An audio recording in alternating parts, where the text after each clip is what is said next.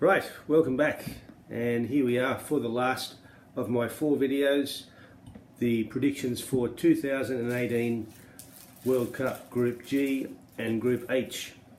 Just with the other 3 videos, I'll give you my analysis, tell you who I think will go through. You can write comments, disagree, tell me I'm delusional or otherwise. I don't have any graphics or anything pretty, just a few bits of paper and some solid footballing sense. So we'll start straight away with Group G, and if you've watched the other videos, all the groups get a nickname. The nickname for Group G is the Group of Doubt. The Group of Doubt. Doubt over a few things. Doubt over whether Panama will be competitive or whether they'll have any players still playing in the last group game after all the suspensions they get. Doubt over England's ability to get out of the group after so many agonising performances in recent World Cups. Doubt over whether Belgium's golden generation can finally deliver. And doubt over whether Tunisia can get through finally to the second round of a World Cup after 4 failed attempts in previous World Cups. Going straight to the centre of all the doubt in this group, England. Here we are with England again. We go into another World Cup full of hope, some of us anyway. This could be it. This could be the World Cup where England actually get out of the group and do something useful. Some agonising performances in the last 2 World Cups. Last made the quarterfinals 2006, semi-finals 1990, and it goes without saying, winning the event in 1966. We're looking for an England team to finally go deep in the tournament. Hope going into this event is probably realistic from most of the English pundits and supporters. However, I think in recent times there is some cause for hope, and some good things have happened in terms of squad selection and performances. I like the way Gareth Southgate has built the squad. I think it has a pretty good balance. The old guard is out. It's a young looking squad. I think it was very brave to drop Joe Hart, going with Pickford as the number 1. And Butland and Pope. I think Pope's an outstanding selection for the future. Across the park in attack, midfield, defence, lots of young players, lots of pace going forward. I think Harry Kane's the best choice for captain.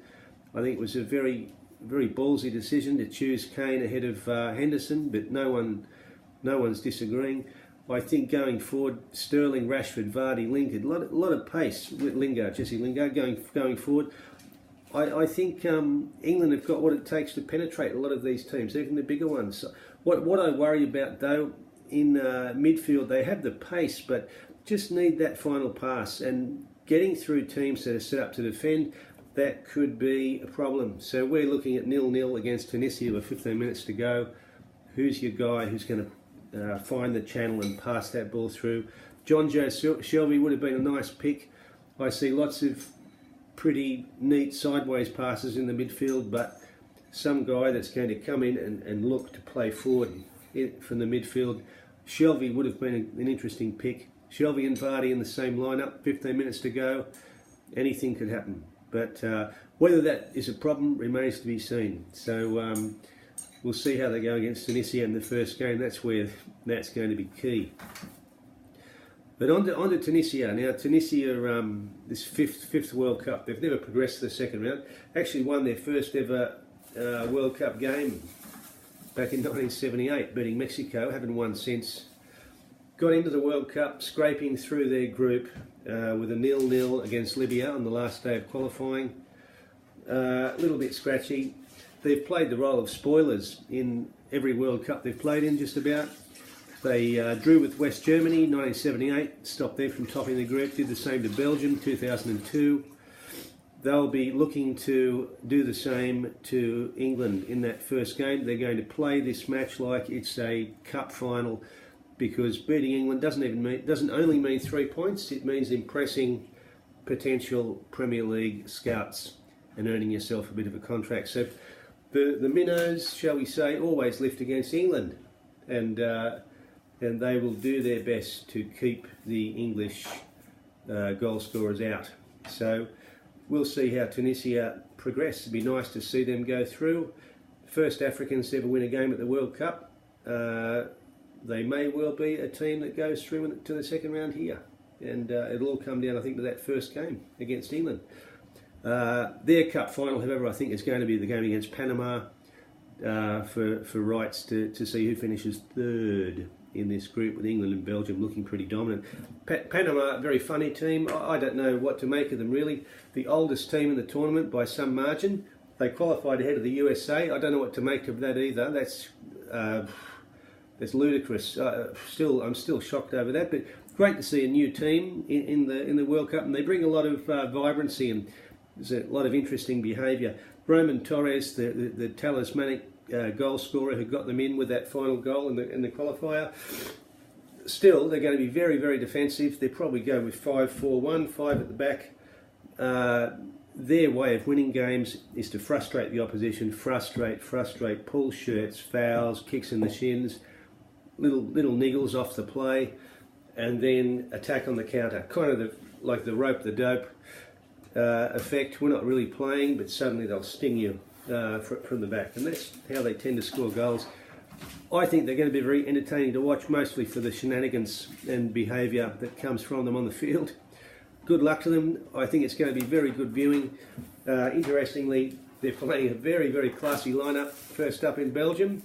That's going to be quite a spectacle. So either they're going to connect with the shins and cause Belgium problems, or they're going to kick fresh air and lose 4-0. But we'll see. That game's going to be very exciting. Belgium itself, absolutely fantastic side, top to bottom, almost unrivaled among all the squads in the World Cup. I think everyone's looking at Belgium thinking this is the kind of squad we'd like to have. De Bruyne and Hazard in the midfield. Imagine that, pulling the strings, these two guys distributing the ball forward. Got Lukaku up front, pretty sort of iffy second half to this season that's just finished. However, he's a very capable target man and a proven goal scorer. In the defence, Courtois, fantastic goalkeeper. You have Vertonghen, Kompany, Vincent Kompany, Alderweireld. These three guys as centre-backs. Belgium are going to be going forward. They'll be playing a very attacking line. Their problem's going to be if they can't penetrate defences, but with Hazard and De Bruyne firing those passes through, I think it's going to take quite a defence to keep them out. The question is, can Roberto Martinez put them all together into a cohesive unit? Last two World Cups, a bit disappointing. They were touted as possible a team that could go deep. This is probably the best of the three lineups in those three World Cups. It could be their chance. Belgium, very exciting to watch, and we'll see how it goes with the group. Belgium-England, that's the key game. Who's going to win that? Who's going to top the group? Most people are saying Belgium. You look at most of the predictions, websites, pundits, whatever, Belgium 1, England 2, and so on. I'm going to go against the grain here. I'm going to say England will go through in this group. It'll be a very gritty match. England and Belgium know each other's games inside out. I think Kane will lead England past Belgium. Risky prediction, but I think it comes down to one thing: pedigree, World Cup pedigree, competitive pedigree. If you look at the history, England, Belgium, England have won 15, drawn 4, lost 2. One of those 2 losses was after penalties, so not really a loss. The last loss in 90 minutes was in 1936. I think history will carry England through, and I'm going for England to top the group. So in that final wash-up for Group G, I'm going for, we have England 1, Belgium 2, Tunisia 3, Panama, entertainingly finishing 4th. That leaves us with G1, England, G2, Belgium, with opponents that we haven't quite worked out yet. And now we'll look at Group H to see who's going to play Belgium and England in the round of 16. And before I go into the Group H predictions and comments and analysis, I just want to make one thing very clear, and that's this. Beautiful country, lovely people, friendly people. The food's delicious too, great scenery. Please don't take my comments as being somewhat biased because of a dislike or anything like that. Very nice people. But nice doesn't win you World Cups. Otherwise, Canada, New Zealand and Taiwan would be battling it out for honours every 4 years. And as we all know, that's not going to happen. So Group H I call the group of ridiculous FIFA seeding rules. The group of ridiculous FIFA seeding rules. Quite not a very catchy name, but that's the way we're looking at it. Poland seeded as a group, seeded in the World Cup. It's incredible really. They went into European qualifying in pot 3 in European qualifying, seeded 17th in Europe. However, some genius in the Polish Football Federation realised that if you stop playing friendlies, your ranking will go up as long as you keep winning your qualifiers.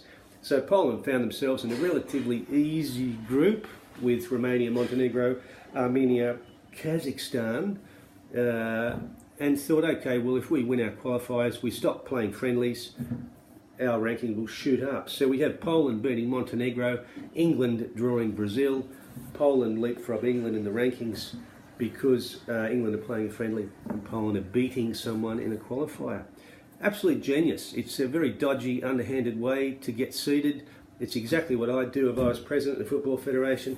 Good luck to them. Congratulations. They should be lauded, not criticised for the way they did it. Well done. Hats off to you. Poland is seeded. What that's done is created a very open group that anyone can win because we've got 4 teams that are pretty evenly matched. Nonetheless, it'll be interesting seeing Poland have a real go. Lewandowski, one of the top 5 strikers in the world the last 5, 6, 7 years. He'll be leading the line. We'll see how he goes. Polish hopes will be hinging on him. So, on to Japan. Now, okay, this is my 5th World Cup watching from Japan. I would say one word for the atmosphere here, flat. No one's particularly interested. It's probably drawn the least amount of interest of the 5 World Cups I've been here for. Not many people are talking about it. This time last year in December, there was some optimism. Japan cruised through qualifying, very impressive win over Australia to seal their spot ahead of Saudi Arabia and Australia. I was probably thinking maybe 2nd in the group for Japan at that point. A series of awful results, friendly results, replacing the manager, instability, has meant we're in for probably a more difficult time for Japan. Some small glimmer of hope, courtesy of a 4-2 victory over Paraguay in their last tune-up. Very good to see. Very strong Paraguay side. Paraguay being a proxy for Colombia, their first round opponents. They'll have very experienced lineup: Hasebe, Shinji Kagawa, Keisuke Honda, Maya Yoshida in defence, Shinji Okazaki coming on as the impact substitute. Good side, very technically sound players, probably the best of the Asian sides, including Australia. We'll see how they go. So it'll be very exciting to see Japan. Colombia, their opponents in the first game, quarter-finalists 2014, Golden Boot winner James Rodriguez, still there and still playing that familiar role of distributing the ball and leading the line. They finished 4th in South American qualifying, conspired with Peru somewhat controversially to get a draw in the last game. I thought that was illegal, but that's what's happened. Colombia got through automatically by virtue of that. Radamel Falcao, the instigator of the draw, by the way, they're receiving those balls from Rodriguez. They've got very good attacking riches, Colombia, but they play very defensively. It's quite incredible, really. 18 qualifiers, 21 goals. With that kind of lineup, it's quite baffling. I think they need to go for it a bit more, open up a bit. It'll be really good to see if in their final qualifying game they need a win to go through, because it'd be lovely to see an open, flowing game between Colombia and Senegal. Very, very attacking side, attacking looking side. That'll be an absolute cracker if those 2 teams need to get something from the last game in the group. And that takes me to Senegal, the last team I'll be looking at across the 4 videos. Second time qualified Senegal. They were here in 2002. Who could forget the 1-0 over France in the opening match? One of the biggest upsets in World Cup history. The captain that day, Aliou Cisse, is now the Senegal manager. He's pretty unpredictable. He's swapped and changed the lineup. I don't think he knows which 11 are going to play in the first match. Not too sure on the formation either. Senegal continue to get results. They topped their African qualifying group ahead of South Africa, Cape Verde, Burkina Faso. They won 2 arranged qualifiers that had to be played again with South Africa under enormous pressure. Absolutely no problem dispatching South Africa again there. I think they're the best of the 5 African sides. Sadio Mane will be probably their most familiar face. Liverpool, very attacking lineup in general. Keita from Monaco, Koyate, Sako. They've got quite a lot going forward, a lot of pace. Now, unpredictable. That's the issue with Senegal.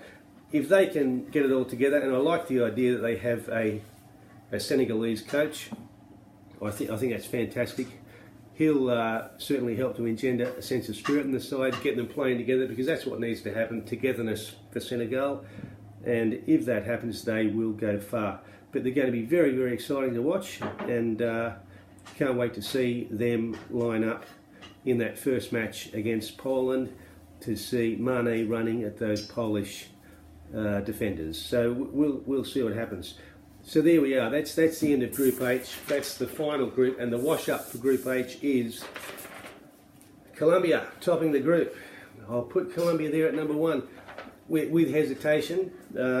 Senegal number 2. This could be controversial. The Seeds, Poland, missing out in 3rd spot, and agonisingly, I can't see a way through for Japan. I've got them in 4th, but this is a very open group. This is the most open group in the entire tournament. This could very well be reversed, with Japan 1, Poland 2, Senegal 3, Colombia 4. Who knows? Take your pick. You can draw them out of the hat. This is the way I see the numbers falling. So that leaves us, if we look at the cross group matches for G and H for the round of 16. G1 England, H2 Senegal, H1 Colombia, G2 Belgium. Very interesting matchups there. I see it this way, as England having too much for Senegal. I think Colombia will try to play defensively against Belgium and get torn to shreds. That's why I'm going for Belgium here. I think England and Belgium to win. Group H is no more, just like Group A. So Group A and Group H do not survive to the knockout stages according to the way I see it. The only 2 groups to entirely miss out. That leaves us now with 4 very interesting quarterfinals. If you watched the previous videos, you will have seen who I selected in the other groups. Leaves us with quarterfinal 1, Spain versus France, Brazil versus England. What an unlucky draw for England, wanting to go further. Spain, France, Brazil, England, 2 absolute crackers. If you look at the second round of quarterfinals, Serbia, Belgium, and Portugal, Argentina. Ronaldo versus Messi, the dream matchup, not in the final but in the quarterfinal. Very interesting matchups there. Belgium, somewhat lucky. Serbia will be fancying their chances too. Could be a couple of roughies going deep. I'm going to see it this way. I have Spain beating France, Brazil over England. I'm tipping Belgium to beat Serbia, and Ronaldo to win his battle with Messi and make the semi-finals. So we've got the semi-final lineup as follows. For the 2018 World Cup, Spain, Brazil, Belgium and Portugal.